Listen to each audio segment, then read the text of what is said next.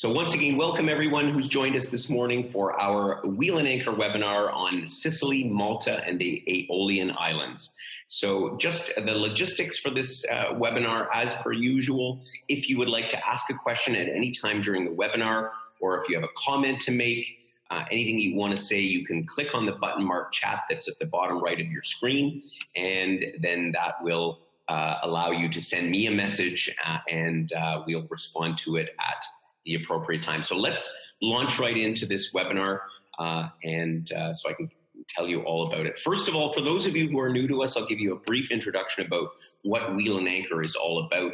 Our motto, of course, being we bring travelers together.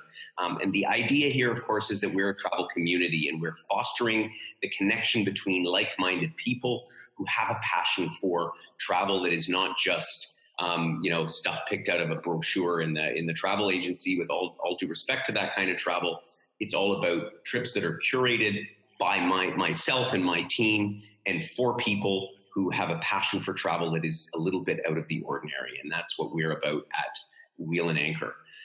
And my vision for you as members of Wheel and Anchor is to be well-connected and well-traveled. And so just briefly on that, I mean, well-traveled is already, most of our members are well-traveled. You've been to a lot of places before, but well-traveled is really about that notion of experience and exploration, not just having, looked out from the cruise ship and said, oh, I was in, Puerto Vallarta or something like that, which is a valid form of travel as well. But we're really about getting that experience that gets you in a little bit deeper under the surface of the places that we visit and becoming connected to your fellow travelers. And I think we had a great experience. The photo you see here is one that was just taken from our group in Egypt just a few weeks ago, and I can honestly say I think everybody came away with a fond memories of that experience of having met all the other wonderful members on the trip. We had a great time, and I see some of them are actually on with us on the webinar this morning, so that's great. So then our team today, I'm very pleased to introduce myself. I think many of you will know me already. I'm Gordon, the founder of Wheel and Anchor. My right-hand man, who's in the background represented by the logo, is Joel, who does our technical support. And I'm particularly pleased to introduce Mike Rizzo, who is our partner in Malta. And he is the gentleman who makes sure that we have the best possible experience in Malta. So welcome, Michael. Thank you. And so Mike is just going to hang out there on screen and look pretty for the next few minutes as I cover the first part of our itinerary, which of course is all about our yacht cruise. So hang in there, Mike, and we'll come back and hear from you about what's happening in Malta. The plan for today is it's really about exploring Sicily and Malta. Again, this is a lot of our members. A lot of people have been to Italy before, but not as many people have traveled to the southern part of Italy, particularly Sicily. And Sicily, for those of you who haven't been there, probably conjures up a lot of images of southern Italy. I won't even go into it, but what images it might conjure up for you. But it is very different atmosphere there than in central or northern parts of Italy. But Malta, and I'm particularly excited because Malta, again, is off the beaten track a little bit for travelers from Canada. I know a few members have mentioned that they've been there before and had a great experience, but for a lot of people, it's like, how do I get there? I mean, what's going on in Malta? We're going to hear a little bit about that. I'm here to be your guide and explorer. I've been to some of these places on this itinerary, but some of it is new to me, and that's what makes it exciting and fun, is that we're discovering this together. And the destination, of course, Sicily, Malta, and the Aeolian Islands, that little archipelago that I'm sure you probably had to Google before you came on the webinar to find out what it is that we're actually talking about.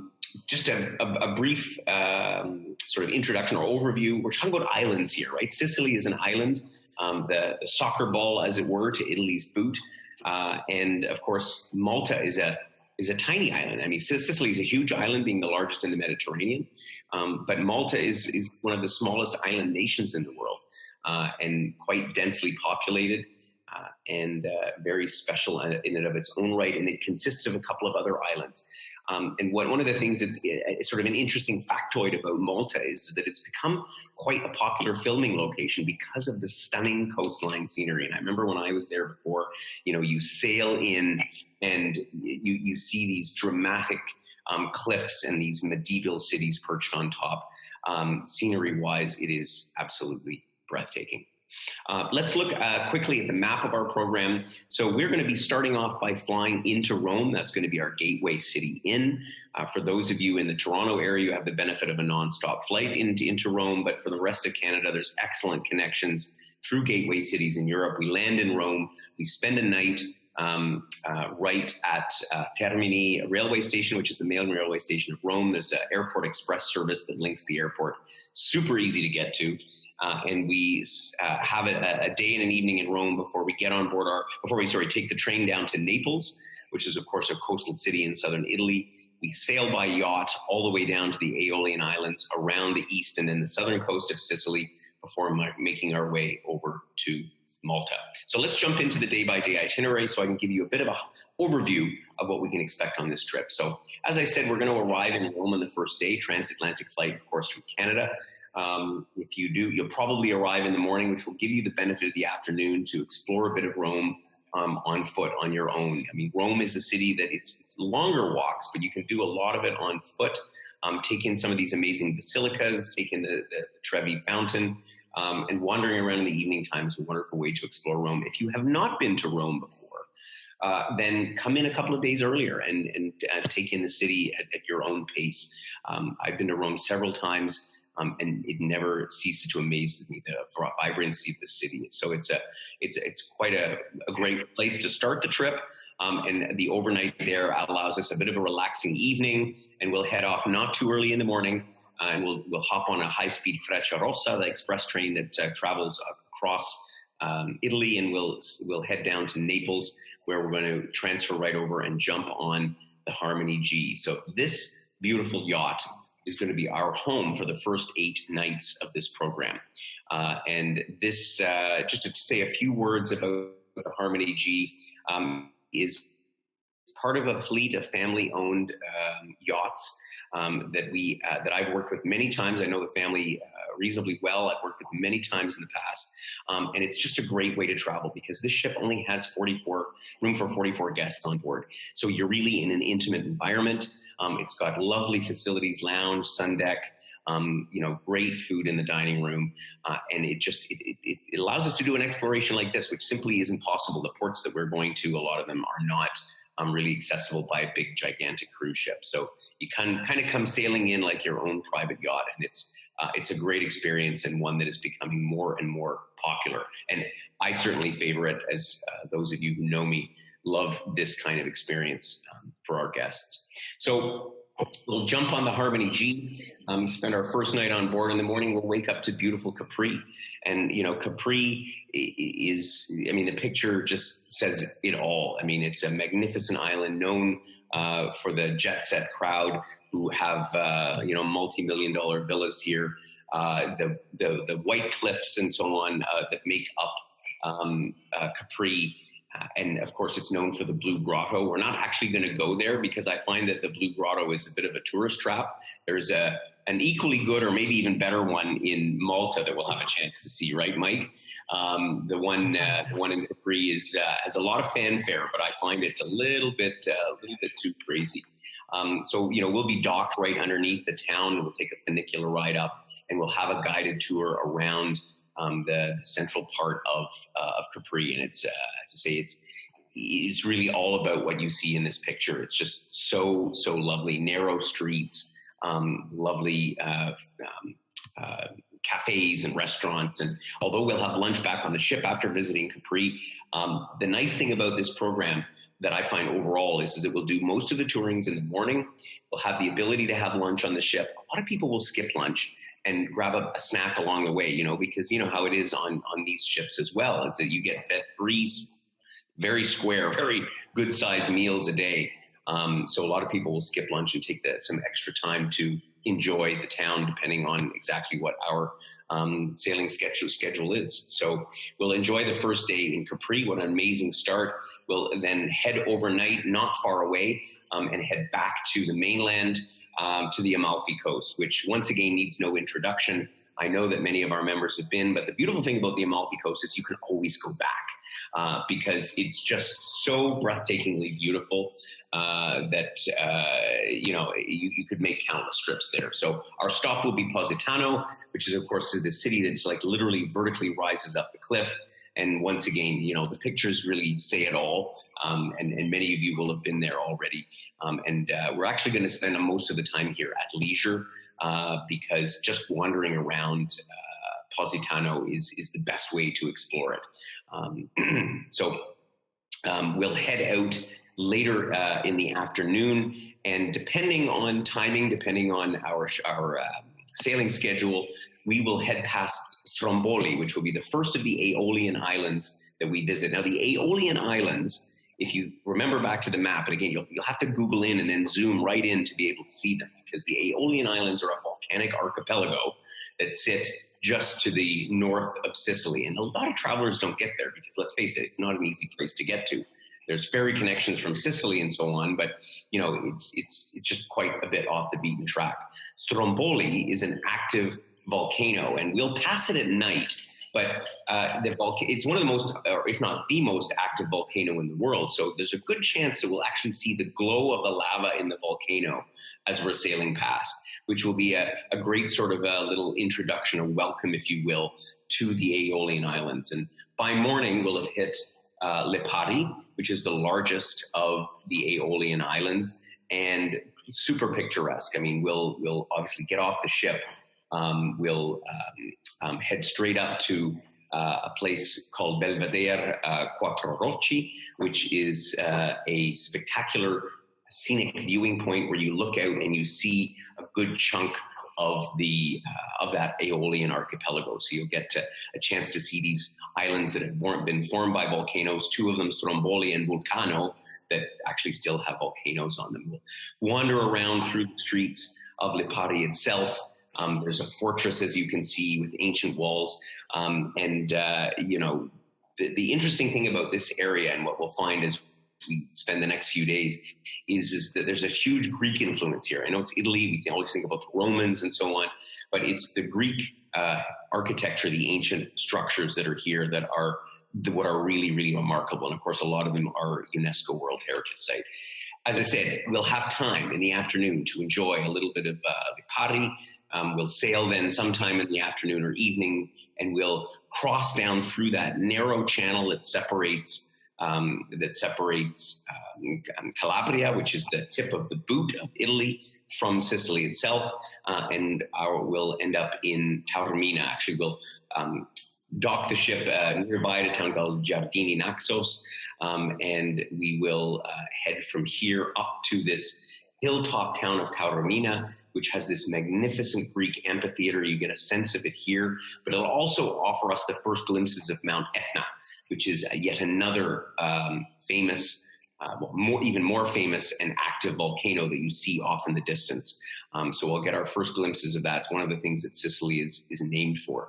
And we'll explore all around Taormina, and you'll see all kinds of lovely boutiques and shops.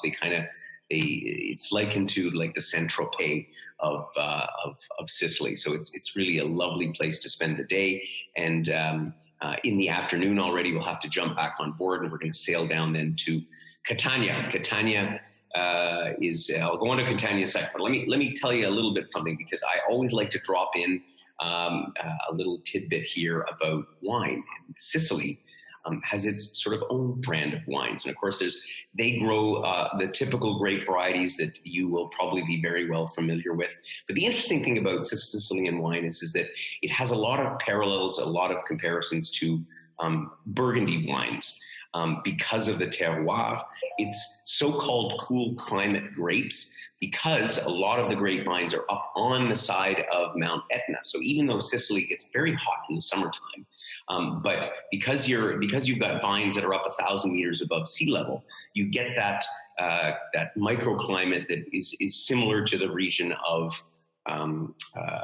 similar to the region of Burgundy. And so there's a lot of comparisons. A lot of people will sort of draw that. We'll get to a chance to, for sure, drink a lot of Sicilian wines. I personally love them. I think you're going to, we don't generally see a lot of them on the shelf in Canada. Some, Nero d'Avolo is one of the famous grapes from Sicily.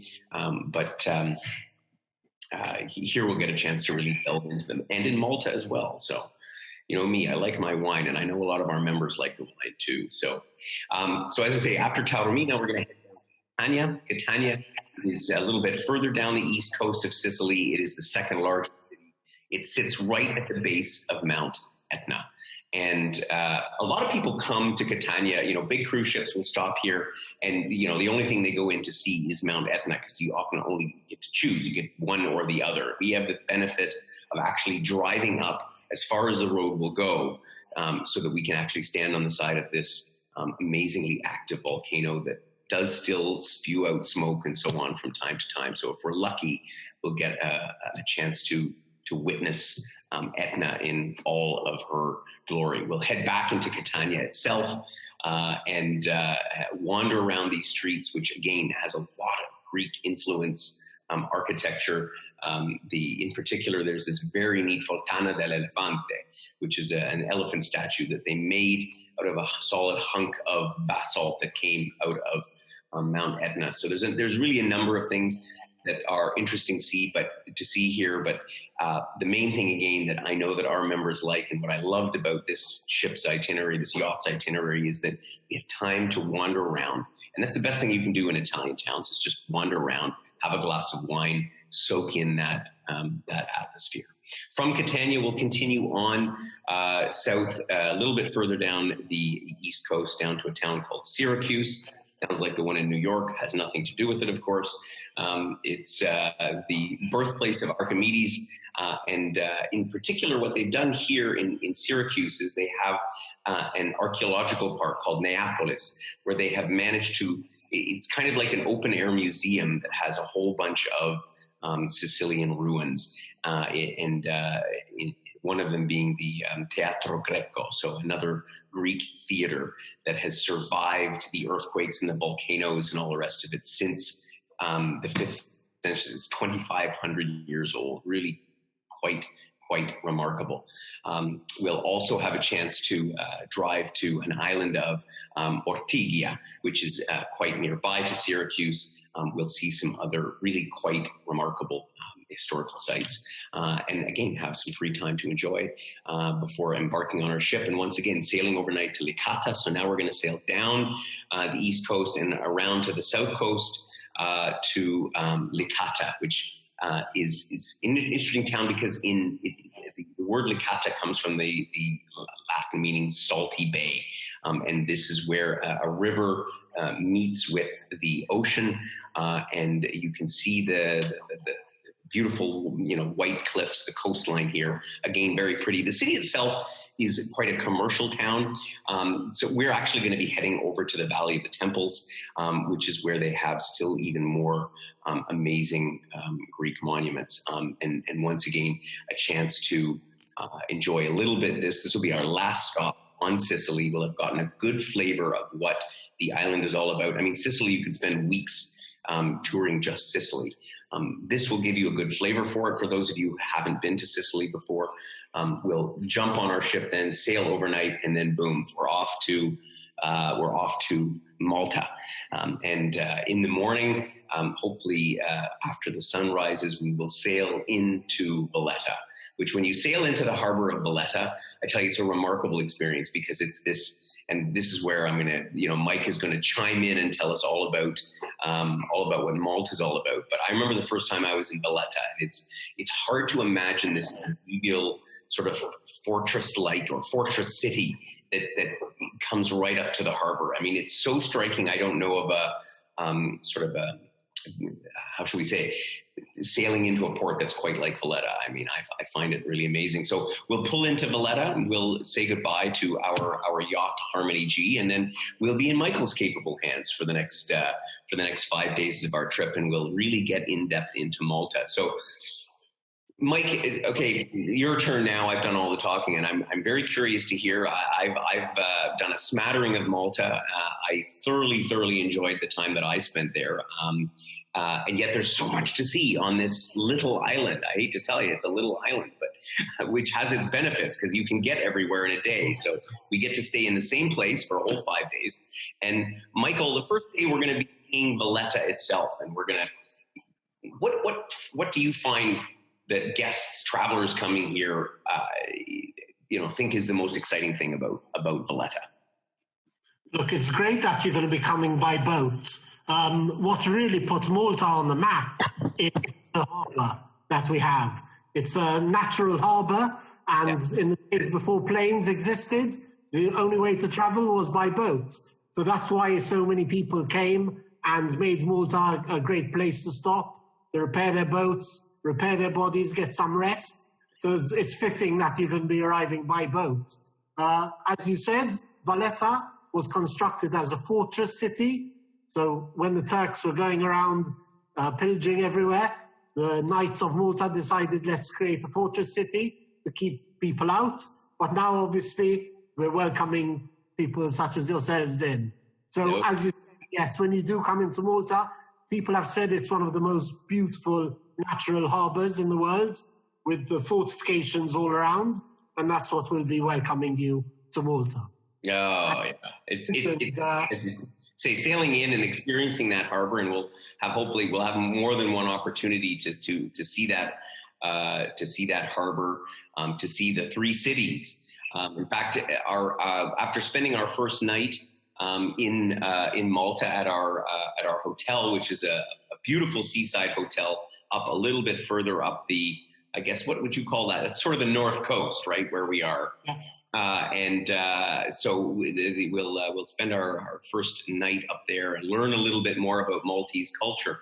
And then we're going to look around. And the first place is this town, which I was asking you previously how the proper way to pronounce it. So before I screw it up. So, the town that you're talking about is Marsa Shlock. The X is pronounced as an SH, so Shlock. Shlock, okay. Means port, and Shlock means south. So it's on the southeasterly of Malta. So that's a fishing village that we'll go to on your second day.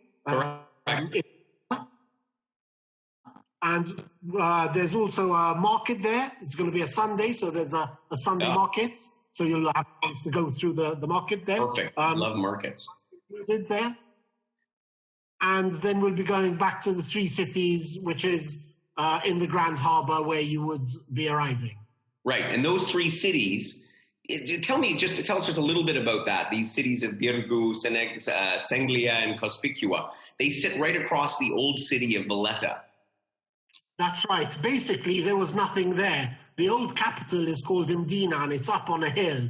And it was used by and built by the Arabs because it was a great lookout.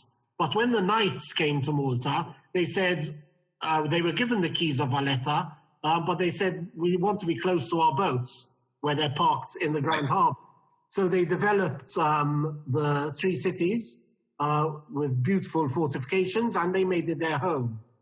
So we'll be taking a little harbour boat around the three city creeks on the Sunday morning to see it from the level that they saw it when they first arrived. Yeah, remarkable. It's going to be truly brilliant. And I remember just walking myself along some of the coast, the edge of the coastline. I mean, it's the shore there, and just looking up at these buildings and the cafes and the restaurants. I mean, it's so vibrant, so exciting, and I think we're there at a nice time to experience a little bit of that. But the next day, Mike, we're heading to Gozo. I have not been to Gozo. Gozo is the second largest island. So Malta and Gozo. I know it as a place that people go to the beach.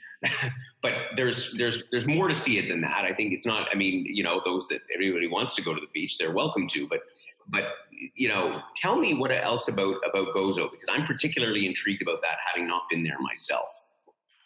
Okay, so you're coming into Malta and you're going to be in the three cities, Valletta area. These were all areas that were developed in the time of the Knights in the 1500s. And we've carried on developing. We've got building DNA, so Malta's very developed. Gozo, in comparison, is more countryside. And one of the first places we'll be going to in Gozo are the Gigantia prehistoric temples. Now, these Neolithic temples, they're UNESCO World Heritage, and they go back over 5,000 years.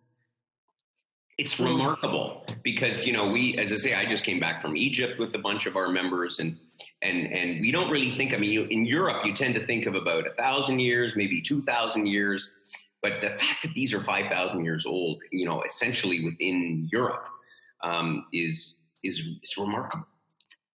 Yeah, in fact, the Egyptians don't like it when we tell them that our temples are much older than their pyramids. And they're really in good condition when you think about it. This is not a few stones like in Stonehenge. This is hundreds and thousands of stones on 7 sites in Malta. And we'll be going to the one in Gozo first. So that's a full day in Gozo. Gozo is only 20 minutes on a ferry boat. Right, so very close by, yeah, it's easy. Malta's very small. It's only 17 miles by 9 miles. So the great thing about it is that in 4 days, you get to see practically everything there is to see. Very little time spent in the coach traveling, and you get to see many sites in one day, which is really fun. Yeah, well, that's why I love it, because I love it that we can stay in one hotel. We don't have to hop around, and we can, you know, and we don't have to spend hours on the coach either. I mean, you jump around and you can see so much on this densely populated little place. We're also going to MDINA. And again, this is yet another place that I was not able to see when I visited Malta the last time. And I know that MDINA is famous for Hagar Kim, which is this temple that is, you know, one of the oldest places in the world. Tell me about that. I mean, what? Okay, so there are 2 adjacent sites. MDINA is called the Silent City. It was developed in the Arab period, 1800s. It's perched on a hill, and it's called a silent city because very few cars are allowed in.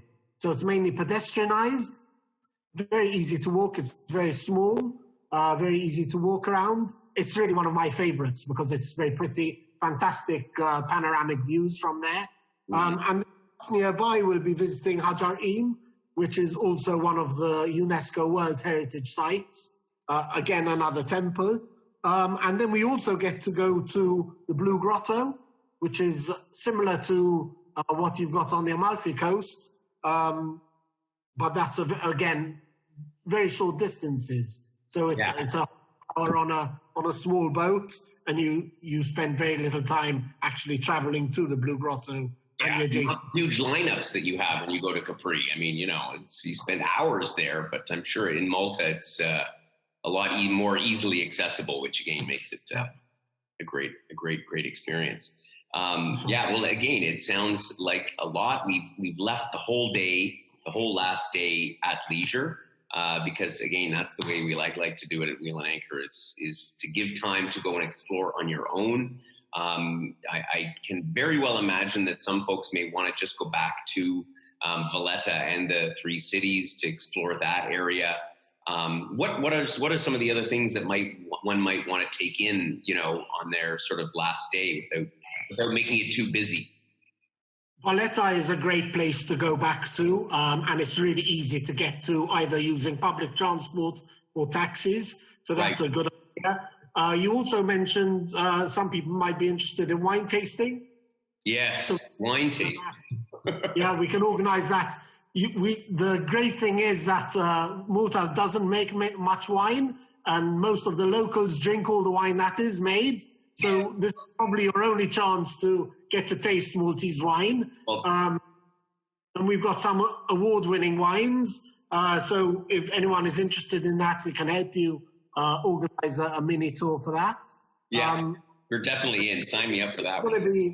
it's going to be good weather as well. So, you know, if you want to just relax by the pool or take a boat ride, you know, we can organize that as well. Yeah, perfect. Well, it'll be a nice way to finish off the trip, having a day at leisure. And of course, from there, we'll hop on a flight. The airport, like everything in Malta, is not far away, and it's a pretty easy connection through the typical European gateways to get back to Canada. So let me just give you some of the logistics about our program, and then we'll get to your questions.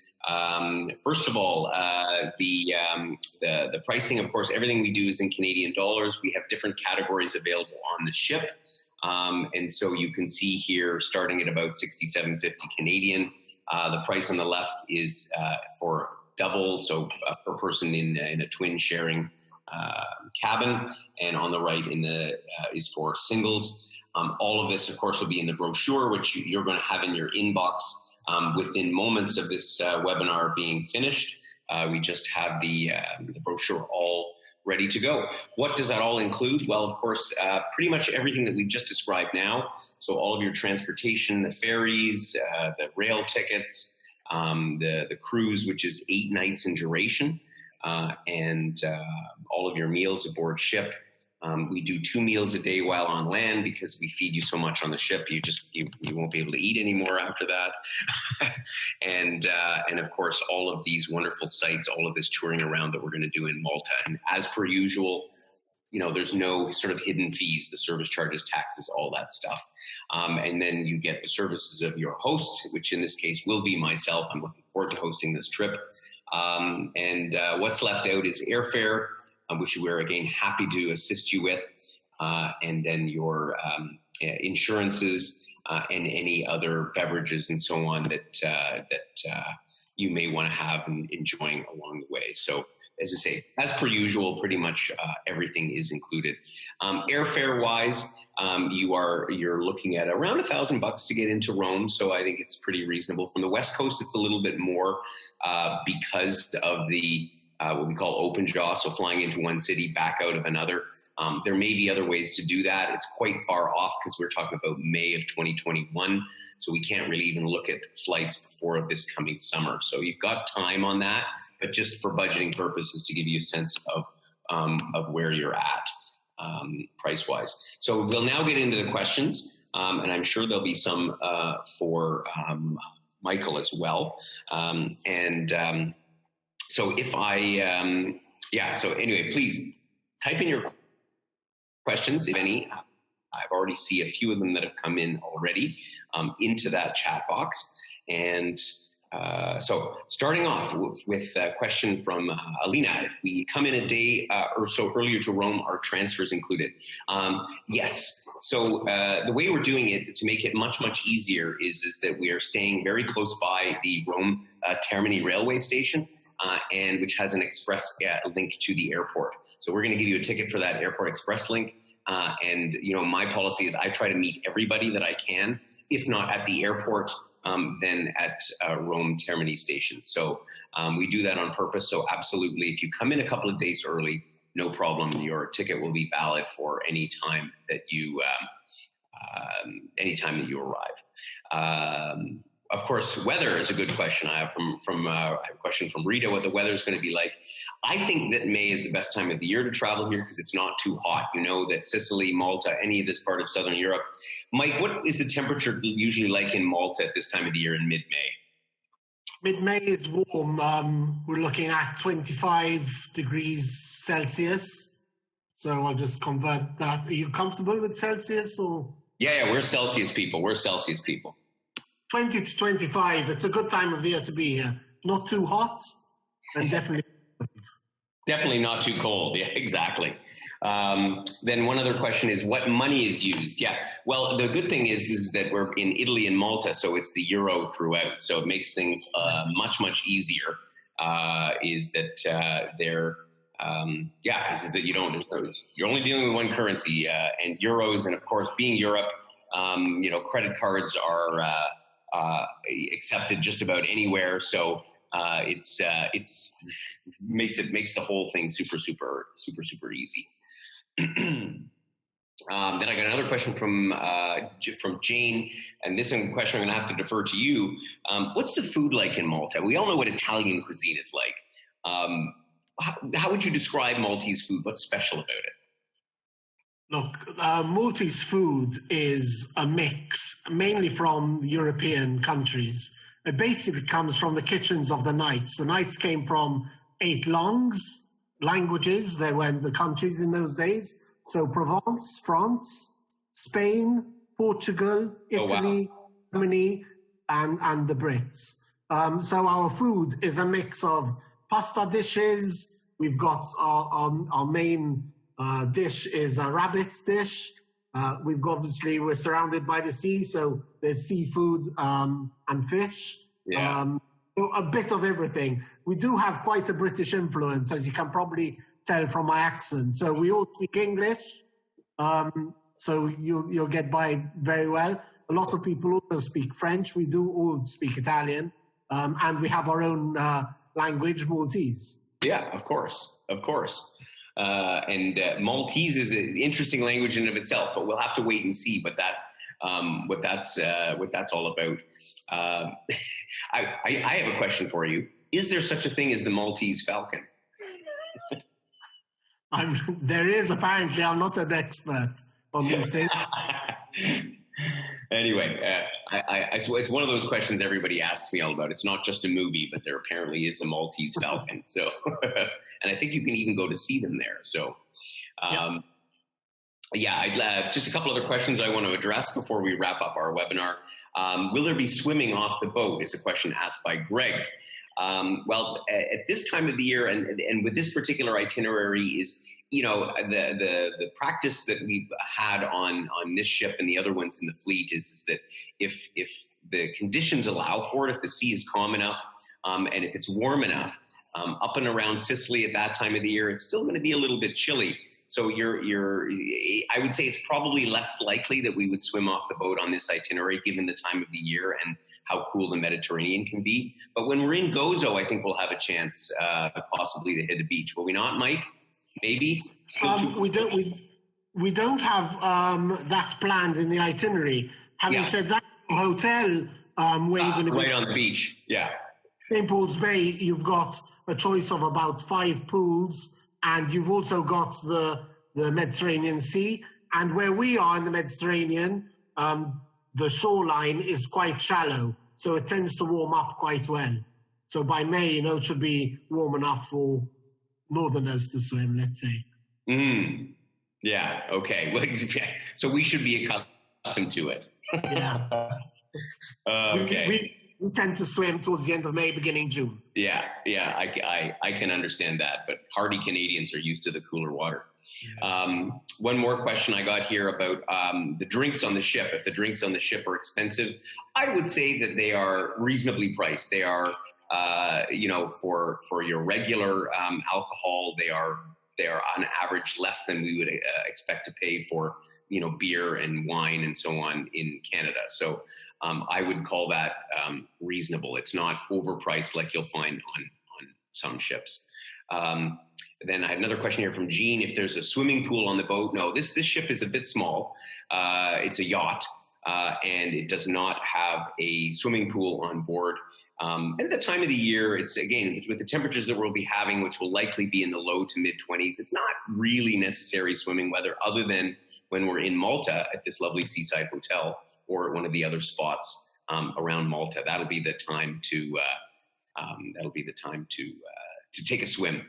And I just one last question here that I can take. If there's any books to read about the areas of trip we'll visit, yes, I will. We can provide a list of some recommended reading. I imagine, Mike, you have some books that you guys recommend to travelers coming to Malta. Yeah, we can pass that on to you so you could share that. That's great. And we'll pass that on to any of our members that are interested. That's a very good question, actually, because I know that people like to read up a little bit so that they're prepared for what to expect. So that is all about our program for Sicily, Malta, and the Aeolian Islands. Again, I'm super excited about it. We're only going to be taking about 24 members at most on this trip. is what we're looking at now. So I suspect this one will be a pretty hot seller because it is a new program, but with lots of experience behind it. And, with Mike and his team in Malta and the wonderful folks on the Harmony G, I think we're going to be well looked after. So thank you all for joining us and for taking the time to hear about about Sicily, Malta, and the Aeolian Islands. Our next webinar is in a couple of days, which is about Cornwall and the southwest part of England. So if you're interested in that, join us on Thursday. And otherwise, I look forward to catching up with you all real soon.